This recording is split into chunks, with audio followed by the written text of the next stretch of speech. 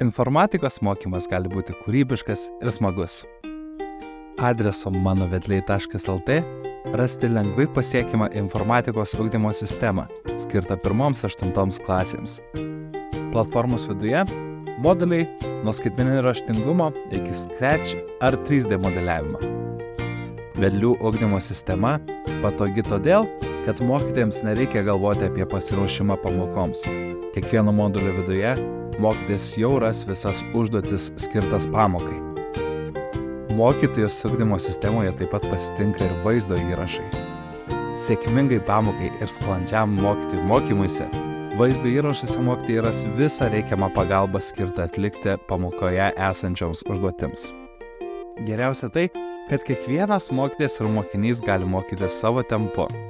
Kiekviena pamoka yra suskirstyta aiškiais, trumpais žingsneliais. Būtent todėl net ir sudėtingos informatikos užduotys gali būti visiškai lengvai įkandamos bet kuriam mokytojui. Tačiau jeigu visgi kyla klausimų ar iššūkių, vedlių komanda visada yra pasiruošusi padėti ir atsakyti į bet kokius kilusius klausimus.